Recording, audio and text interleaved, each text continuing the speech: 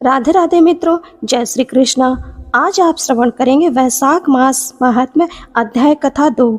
नारद जी कहते हैं, वैशाख मास में धूप से तपे और थके मांदे ब्राह्मणों को श्रम नाशक सुखद पलंग देकर मनुष्य कभी जन्म मृत्यु आदि के क्लेशों से कष्ट नहीं पाता। जो वैशाख मास में पहनने के लिए कपड़े और बिछावन देता है, वह उसी जन्म में सब भोगों से उत्पन्न हो जाता है और समस्त पापों से रहित हो ब्रह्म निर्वाण मोक्ष को प्राप्त होता है। जो तिनके की बनी या अन्य खजूर आदि के पत्तों की बनी हुई चटाई दान करता है, उसकी उस चटाई पर साक्षात भगवान विष्णु शयन करते हैं। चटाई देने वाला बैठने और बिछाने आदि में सब ओर से सुखी रहता है। जो सोने के लिए चटाई और कंबल देता है, वह उतने ही मात्र से मुक्त हो जाता है। निद्रा से दुख का नाश होता है, निद्रा से थकावट दूर होती है और वह निद्रा चटाई पर सोने वाले को सुखपूर्वक आ जाती है। धूप से कष्ट पाए श्रेष्ठ ब्राह्मण को जो सूक्ष्मतर वस्त्र दान करता है, वह पूर्ण आयु और परलोक में उत्तम गति को पाता है।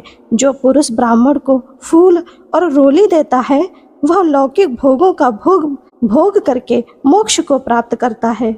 जो खस कुशा और जल से वाशित चंदन देता है, वह सब भोगों में देवताओं की सहायता पाता है तथा उसके पाप और दुख की हानि होकर परमानंद की प्राप्ति होती है। वैशाख के धर्म को जानने वाला जो पुरुष गोरोचन और कस्तूरी का दान करता है, वह तीनों तापों से मुक्त होकर परम शांति को प्राप्त होता है। जो विश्रामशाला बनवाकर प्याऊ सहित ब्राह्मण को दान करता है, वह लोकों का अधिपति होता है। जो सड़क के किनारे बगीचा, पोखरा, कुआं और मंडप बनवाता है, वह धर्मात्मा है। उसे पुत्रों की क्या आवश्यकता है। उत्तम शास्त्र का श्रवण, तीर्थ यात्रा, सत्संग, जलदान, अन्नदान, पीपल का वृक्ष लगाना तथा पुत्र, इन सातों को विज्ञ पुरुष संतान मानते हैं। जो वैशाख मास में तापनाशक तक्र दान करता है, वह इस पृथ्वी पर विद्वान और धनवान होता है।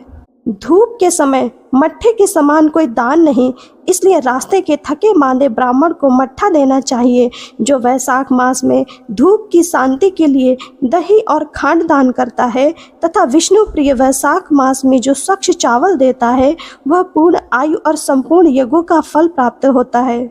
जो पुरुष ब्राह्मण के लिए गोघृत अर्पण करता है, वह अश्वमेघ यज्ञ का फल पाकर विष्णु लोक में आनंद का अनुभव करता है। जो दिन के ताप की शांति के लिए सायंकाल में ब्राह्मण को ऊख दान करता है, उसको अक्षय पुण्य प्राप्त होता है। जो वैशाख मास में शाम को ब्राह्मण के लिए फल और शरबत देता है, उससे उसके पितरों को निश्चय ही अमृत पान का अवसर मिलता है। जो वैशाख के महीने में पके हुए आम के फल के साथ शरबत देता है, उसके सारे पाप निश्चय ही नष्ट हो जाते हैं। जो वैशाख की अमावस्या को पितरों के उद्देश्य से कस्तूरी, कपूर, बेला और खस की सुगंध से वासित शरबत से भरा हुआ घड़ा दान करता है, वह 96 घड़ा दान करने का पुण्य फल प्राप्त करता है। वैशाख में तेल लगाना, दिन में सोना, कांस्य के पात्र में भोजन करना, खाट पर सोना, घर में नहाना, निषिद्ध पदार्थ खाना, दोबारा भोजन करना तथा रात में खाना, ये 8 बातें त्याग देनी चाहिए। जो वैशाख में व्रत का पालन करने वाला पुरुष पद पत्ते में भोजन करता है, वह सब पापों से मुक्त होकर विष्णु लोक में जाता है। जो विष्णु भक्त पुरुष वैशाख मास में नदी स्नान करता है, वह 3 जन्मों के पाप से निश्चय ही मुक्त हो जाता है। जो प्रातःकाल सूर्योदय के समय किसी समुद्रगामिनी नदी में स्नान करता है, वह 7 जन्मों के पाप से तत्काल छूट जाता है। जो मनुष्य 7 गंगाओं में से किसी में उषा काल में स्नान करता है, वह करोड़ों जन्मों में उपार्जित किए हुए पाप से निसंदेह मुक्त हो जाता है। जानवी गंगा, वृद्ध गंगा, गोदावरी, कालिंदी, यमुना, सरस्वती, कावेरी, नर्मदा और वेणी, ये 7 गंगाएं कही गई हैं। वैशाख मास आने पर जो प्रातःकाल बावलियों में स्नान करता है, उसके महापातकों का नाश हो जाता है। कंदमूल, फल, शाक, नमक, गुड़, बेर, पत्र, जल और तक्र जो भी वैशाख में दिया जाए, वह सब अक्षय होता है। ब्रह्मा आदि देवता भी बिना दिए हुए कोई वस्तु नहीं पाते। जो दान से हीन है, वह निर्धन होता है।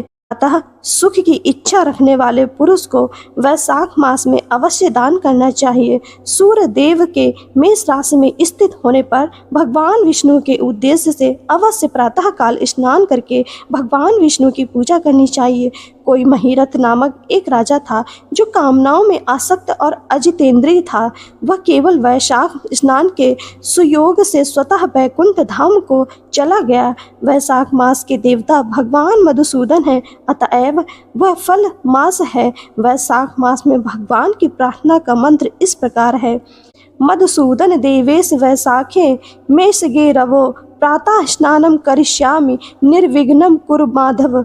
अर्थात हे मधुसूदन, हे देवेश्वर माधव, मैं मेष राशि में सूर्य के स्थित होने पर वैशाख मास में प्रातः स्नान करूंगा। आप इसे निर्विघ्न पूर्ण कीजिए। तत्पश्चात निम्नांकित मंत्र से अर्घ प्रदान करें। वैशाखे मेषगे भानो प्रातः स्नान परायणा अर्धतेहम प्रदास्यामि ग्रहाण मधुसूदन। अर्थात सूर्य के मेष राशि पर स्थित रहते हुए वैशाख मास में प्रातः स्नान के नियम में संलग्न होकर मैं आपको अर्घ देता हूँ। मधुसूदन, इसे ग्रहण कीजिए। इस प्रकार अर्घ समर्पण करके स्नान करें।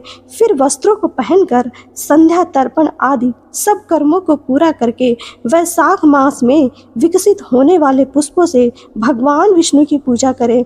उसके बाद वैशाख मास के महात्म्य को सूचित करने वाली भगवान विष्णु की कथा सुने। ऐसा करने से कोटि जन्मों के पापों से मुक्त होकर मनुष्य मोक्ष को प्राप्त करता है। यह शरीर अपने अधीन है, जल भी अपने अधीन ही है, साथ ही अपनी जिह्वा भी अपने अधीन है। अतः इस स्वाधीन शरीर से स्वाधीन जल में स्नान करके स्वाधीन जिह्वा से हरि के इन 2 अक्षरों का मंत्रों का उच्चारण करें। जो वैशाख मास में तुलसी दल से भगवान विष्णु की पूजा करता है, वह विष्णु द्वारा भगवान विष्णु की सेवा तथा उनके सद्गुण, सगुण एवं निर्गुण स्वरूप का अनन्य चित्त से ध्यान करना चाहिए। प्रिय श्रोताओं, आपने श्रवण की वैशाख मास महात्म्य अध्याय कथा 2 से तीसरे अध्याय की कथा अगली वीडियो में सुनना। कथा को पूरा अवश्य सुनना, लाइक एंड कमेंट करना। श्रोताओं, आप सभी पर हरि नारायण की कृपा बनी रहे। आप सभी का जीवन मंगलमय हो। राधे राधे मित्रों, जय श्री कृष्णा।